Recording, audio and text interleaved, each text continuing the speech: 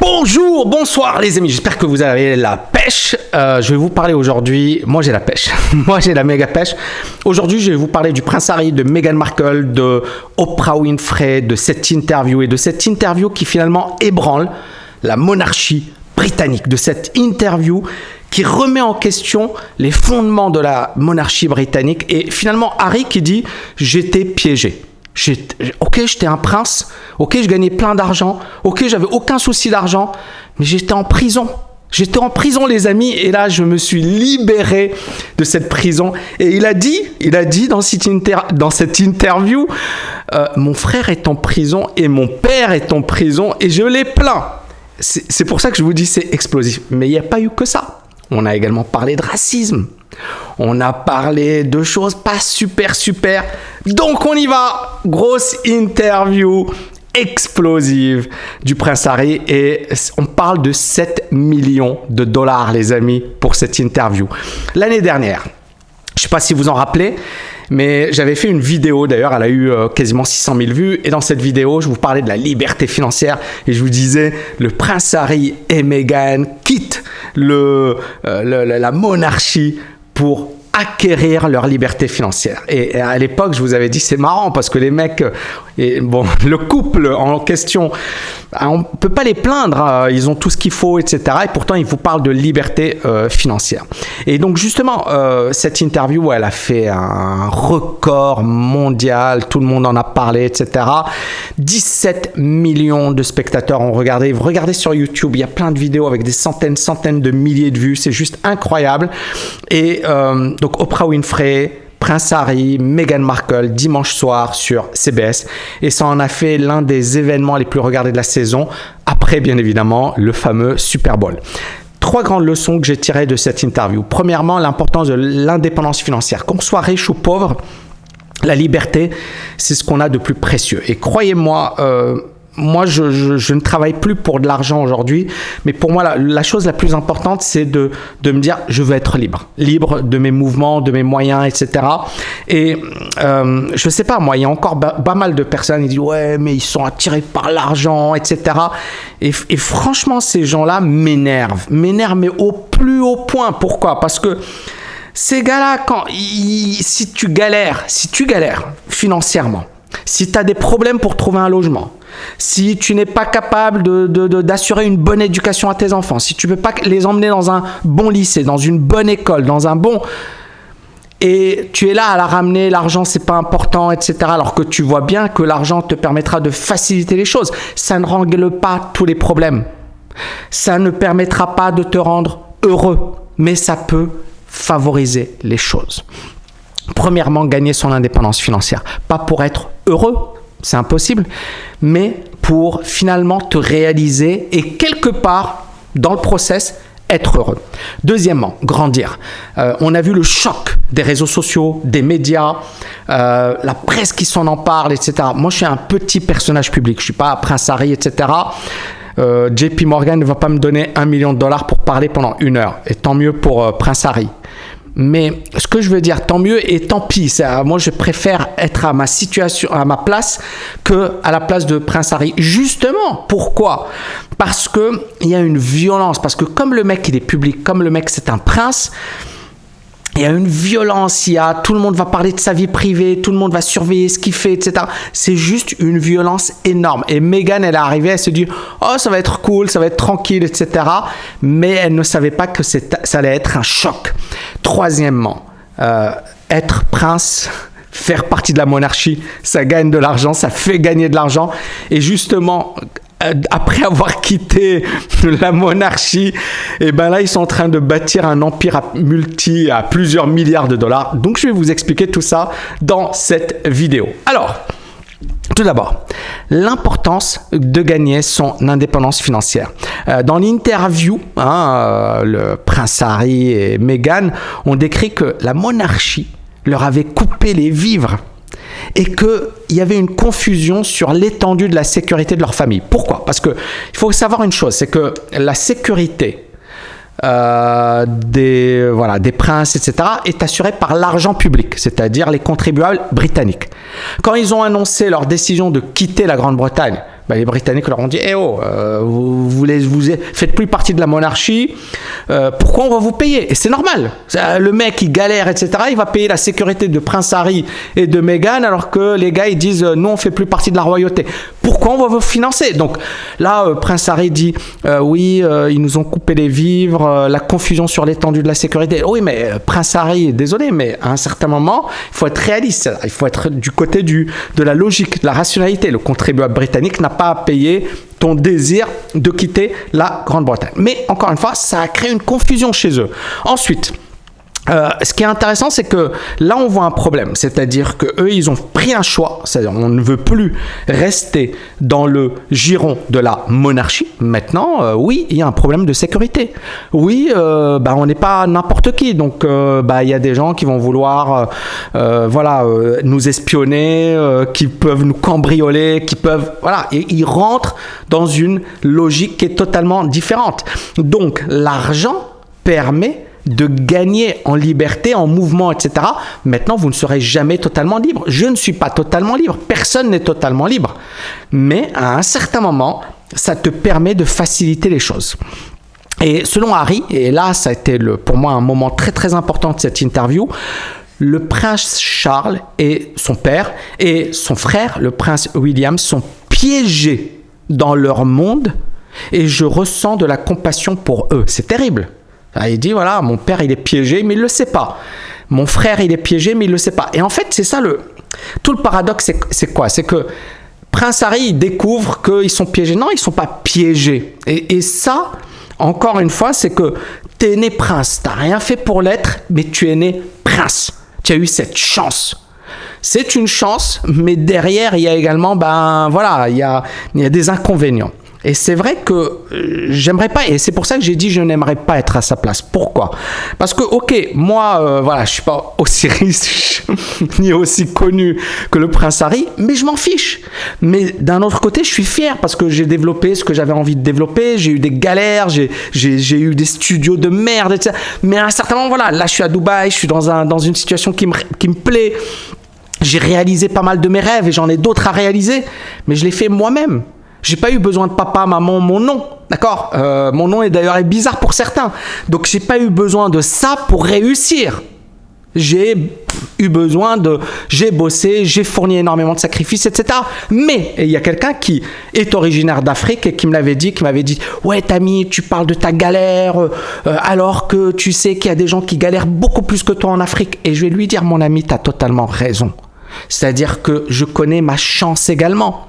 J'aime bien Gary Vee, l'expression qui dit quand les gens te disent ils galèrent, etc. Ils savent pas qu'ils font partie d'une minorité. Déjà, tu es aux États-Unis, tu es en France, tu es dans un pays riche. Déjà, tu as beaucoup de chance.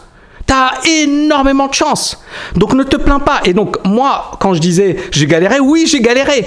Et en même temps, je vais pas dire à mon ami africain qui m'a dit t'as mis les gens galèrent, crois-moi, la vie en France ou dans les pays riches, etc., n'est pas forcément plus facile qu'en Afrique. Il y a d'ailleurs beaucoup d'Africains qui vont en Europe et ils galèrent parce qu'il y a la famille qui est loin, parce qu'ils n'ont pas les mêmes repères, parce qu'ils doivent tout rebâtir de zéro, parce qu'ils doivent tout recommencer, etc. Donc c'est super dur. Donc et d'ailleurs, ils le disent, parce que moi, je sais qu'il y en a plein qui n'arrivent même pas à faire ce shift. Ils arrivent et ensuite, ils se disent, c'est trop dur, je veux revenir dans mon pays. Et c'est normal. Donc, il ne faut pas dire que c'est facile. La France peut sembler facile, peut sembler l'Eldorado, mais non, ce n'est pas l'Eldorado. Donc, c'est juste pour la petite histoire. Mais je suis totalement d'accord avec le fait que c'est pas parce que t'es prince que t'as la belle vie, etc. Maintenant, il faut avoir la décence de dire j'ai quand même cette chance. Et il y a des gens qui galèrent, qui souffrent, etc. aux États-Unis, qui n'ont même pas de quoi se nourrir aux États-Unis. Et moi, je l'arrive, je la ramène et je dis voilà, ils m'ont coupé les vivres, etc. Quel scandale. Non. Donc maintenant, c'est ça, il n'a pas choisi. C'est le seul truc pour lequel je lui trouve des circonstances atténuantes. T'as pas choisi d'être prince. Tu l'es, c'est comme ça. Et tant mieux, hein. Il y en a qui vont bien le prendre, qui vont se dire voilà, j'ai cette chance. qu'est-ce que je vais en faire? Il y en a d'autres qui vont se dire, oh là là, c'est catastrophique, c'est la fin du monde, je suis prince, je suis né prince, oh là là. Non, voilà, t'as cette chance et il faut la saisir. Il y a un autre, Warren Buffett, qui a dit la chose suivante. On lui a expliqué, on lui a demandé quelles sont les raisons de ton succès. Il a dit, il y a 3 raisons. Il y a premièrement, le fait d'avoir de bons gènes. Je suis quand même plutôt intelligent, donc il s'est un peu vanté, mais il a raison. Deuxièmement, il a dit les intérêts composés, les rendements composés. Donc j'ai laissé le temps travailler pour moi en bourse, etc. Et troisième raison, il a expliqué, c'est la chance d'être né aux États-Unis. Et beaucoup de gens vont dire, oh punaise, mais non, c'est pas une chance. Oui, c'est une chance. Parce que tu fais partie d'une minorité. C'est ça le truc. Et tu fais partie d'une minorité. C'est pour ça que moi, quand je vois des abrutis, alors désolé, je me lâche. Me dire, ouais, mais t'as mis, c'est honteux à Dubaï, blablabli, blablabla. Mais putain, les mecs, tu vois pas que les gens qui viennent à Dubaï, il y en a qui viennent, pour eux, c'est l'Eldorado, quoi. C'est comme moi, quand je bossais à Londres et je faisais des petits boulots, j'étais super content. Alors que je savais pas qu'il y avait mieux. Pour moi, c'était déjà le top du top. J'ai grandi depuis, hein. Mais à l'époque, bosser au McDo, et c'était l'Eldorado. Donc, ce que je veux dire, c'est que ton référentiel n'est pas le référentiel de la personne qui vient d'un pays super pauvre. C'est ça ce que vous devez comprendre. C'est-à-dire qu'il faut vraiment se dire qu'on a tous nos référentiels. Par exemple, moi aujourd'hui, ma situation, c'est pas ma situation d'avant. Donc aujourd'hui, tu vas me dire, vas-y, habiter dans un studio pourri à Paris. Je vais te dire, attends, désolé, de quoi tu me parles là? Parce que ça y est. Mais si mon référentiel, c'était un studio pourri à Paris, c'est galère. C'est une chance. Eh ben, je t'aurais dit, wow, super, c'est génial, merci. Parce que justement, mon référentiel était à l'époque, putain, tu as un studio à Paris, t'es le roi du pétrole. Donc, mon référentiel a changé, tant mieux pour moi. Voilà. Bon, alors ensuite, donc là, il dit, voilà, mon père et mon frère sont piégés. Et l'argent, bien évidemment, public paye la sécurité. Et voilà, j'ai rien à dire par rapport à ça. Et donc, d'où vient finalement la richesse du prince Harry? Il faut savoir que s'il a pu quitter la monarchie, c'est que derrière, il y avait l'héritage de sa maman. On parle de 13 millions de pounds reçus par lui et son frère, selon la BBC, selon d'autres sources également. Donc, deuxième point, la violence des réseaux sociaux et des médias. Alors, ici, selon Meghan, le racisme qu'elle a subi en tant que membre de la famille royale britannique a contribué à lui donner des pensées suicidaires. Rien que ça, Meghan, waouh. Et encore une fois, les gars, je suis désolé, Meghan, mais voilà, je lui parle. Elle va pas regarder la vidéo, mais c'est pas grave, je lui donne quand même des conseils. Meghan, tu savais qu'en devenant princesse ou duchesse, t'allais être confrontée aux médias, à la critique, etc. Et c'est un truc que beaucoup de gens, en fait, encore une fois, ne comprennent pas. C'est-à-dire, si tu vas réussir, quand tu vas réussir, on va te taper dessus. Moi, je me fais taper dessus tous les jours. Et il y a Dan Kennedy, qui est un big boss du marketing, il dit la chose suivante, il dit, si tu te fais pas insulter au moins une fois par jour, c'est que tu as mal fait ton job. Je me fais insulter plusieurs fois par jour, génial, je suis très fort. Ça fait partie du jeu. C'est-à-dire que tu dois l'accepter. Et là, pour moi, c'est débile. Et donc, elle dit, oui, le racisme, etc., a contribué à lui donner des pensées suicidaires. Ok, très bien. Mais dans ce cas, il fallait pas te marier avec Harry. Et dans ce cas, t'étais vraiment naïve. Et c'est ça le truc, c'est que elle pensait que tout allait bien se passer, que tout allait être génial, etc. Et on voit que c'est surtout les réseaux sociaux. C'est surtout, regardez, moi je regarde pas trop les réseaux sociaux. J'ai même coupé Twitter parce que t'as tellement de débiles, etc. Tu vas passer ta vie à regarder des conneries. C'est bon, trace, tu te focalises sur le processus. Parce que si tu lis tout ce qui s'écrit sur toi, tu ne feras jamais rien. Et moi, je ne comprends pas pourquoi elle a dit ça. Mais bien sûr, ça fait vendre. Tout le monde en a parlé. Mais on est bien d'accord que c'est du pipeau. Pourquoi c'est du pipeau? Parce qu'elle le savait. Tu deviens duchesse, tu te maries au prince Harry. Eh ben c'est bon, tu n'as plus de vie privée. Donc, tabloid racism, large part of why we left UK. Donc ça, c'est le prince qui dit, sa famille, elle s'est abstenue de dénoncer la propagande raciste dans la presse britannique. Mais pourquoi elle va le faire? Mais ils font que ça, les tabloïds britanniques, ça fait des années et des années qu'ils racontent que des conneries, etc. C'est comme ça qu'ils gagnent plein d'argent. Pourquoi la reine va intervenir aujourd'hui, va dire oh là là, et on voit bien que c'est du gros n'importe quoi, mais derrière, le message est passé. C'est ça ce qui est top. Le message est passé.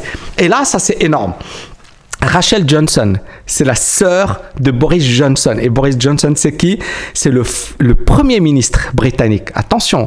Et elle a écrit dans un article l'ADN exotique de Madame Markle. Et elle parle de sa maman. Elle dit « La mère de Miss Markle est une afro-américaine dreadlockée du mauvais côté de la piste qui vit à Los Angeles.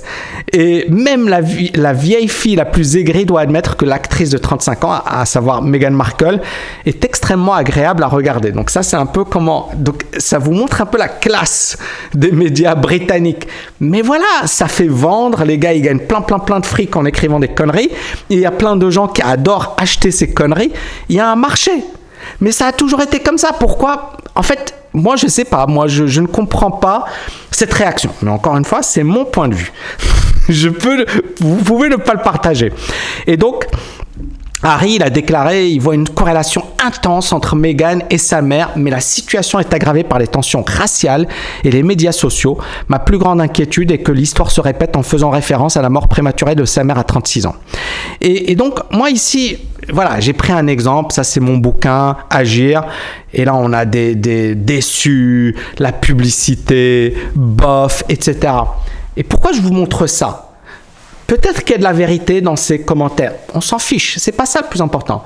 C'est que je savais, avant même d'écrire ce livre, que j'allais recevoir ce type de commentaires.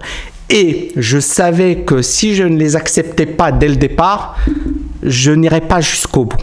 Donc de toutes les manières, et c'est ça le truc que je ne comprends pas dans leur histoire, c'est que c'est le b.a.-ba. C'est-à-dire tu deviens public, mais ne t'attends pas à ce qu'on te lance des fleurs et à ce qu'on te dise tout est magnifique, etc. Non, tu vas avoir des gens qui vont te kiffer et des gens qui vont te détester. Et c'est la triste réalité. Mais c'est comme ça. Mais si tu fais plaisir à tout le monde, en fait, t'es personne. Il faut accepter à un certain moment un positionnement. Moi, par exemple, il y a des gens parmi vous qui me kiffent, il y en a d'autres qui me détestent. C'est pas grave, ça fait partie du jeu. Mais si j'ai peur des remarques, des critiques de ceux qui me détestent, qu'est-ce qui va se passer? Je ne vais pas avoir les 3 points de suspension de faire ce que je fais. Mais il faut avoir le courage à un certain moment de se dire ok, je vais me faire insulter, on va me taper dessus, on va me raconter. Mais à un certain moment, il faut avoir le courage d'aller jusqu'au bout. J'ai une idée ou j'ai envie de partager avec vous quelque chose, je le partage. Tu vas me critiquer, ok, très bien, fais la même chose que moi. Montre-moi de quoi tu es capable. Mais ne viens pas dire ouais c'est trop facile blablabla. Je sais pas moi, récemment il y a une nana, elle est venue sur LinkedIn. La nana elle a genre 200 contacts sur LinkedIn et elle vient m'écrire un super truc dégueulasse. Mais la nana elle a rien, c'est-à-dire il y a rien de j'ai presque envie de dire mais punaise, fais au moins 10% de ce que j'ai fait et ensuite viens m'attaquer ou viens me critiquer, mais ne le fais pas alors que t'as rien fait. Et donc, c'est ça le truc, c'est que de toutes les manières, les gens qui vont critiquer, pour moi, qui vont critiquer, mais bêtement, quoi, ne méritent pas mon respect, ne méritent pas mon temps. Et encore une fois, c'est ça, je ne comprends pas pourquoi, finalement, pour moi, c'est une évidence, pourquoi pour eux, ce n'est pas une évidence. Prenons le cas, par exemple, des joueurs de foot. Là, c'est en Italie. Des supporters italiens qui font des cris de singe.